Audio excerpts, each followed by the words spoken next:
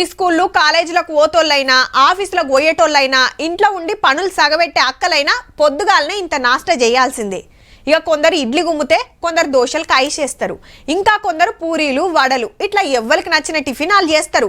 పలానా కాడైతే నాష్ట బాగుంటుందని హోటళ్ళని దేవులాడుకుంటూ పోయి ఆడనే తినేటోళ్ళు సుత బొచ్చడు మంది ఉంటారు. గీ బువ్వ తినేయాల నాష్ట ముచ్చట ఎందుకు అంటారా? చూడుర్రిగా. అగరు నాస్టా గురించి చెప్పి స్వీట్ హౌస్ చూపిస్తారేంది అని పరిశాన్ కాకుర్రి. ఓ పర్ మంచిగా చూడుర్రి. ఇటు అన్న పూరీలు చేసుడు అటు కాల్చుడు. హైదరాబాద్ పాత బస్తీ చార్మినార్ ఏరియాలో మస్తు ఫేమస్ ఈ పూరీలు.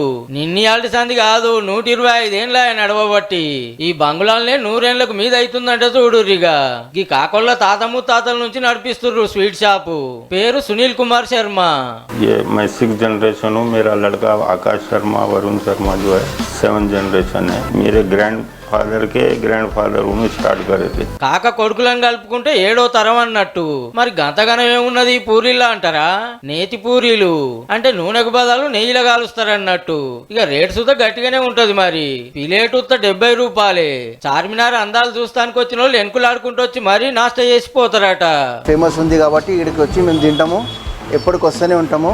మా ఫ్రెండ్స్ కూడా చెప్తారు మంచిగా ఉంది అని. అక్కడ ప్యూర్ గీల పూరి సబ్జీ ఉంటది. ఇక్కడ రోడ్ బంద్ అవుట్లు ఇప్పుడు చాలా మటుకు పార్సిలే నడుస్తున్నాయి. పొద్దుగాల 10 గంటల నుంచి మాపటీలు 6-7 గంటల దాకా కుల్లే ఉంటది. అయితారం మాత్రం పగటీల దాకానే. టిఫిన్ తీసుకోవడానికి ఫేమస్ ఇది. ఆ సార్ పంపించిండు. వచ్చి బాగానే 3-4 నెలల నుంచి వస్తున్నాను. కమ్మటి నేతి పూరీలు తినాలని కాయిస్తున్న వాళ్ళు అట్లా చార్మినార్ దిక్కు పోయినప్పుడు పట్టుర్రి మరి.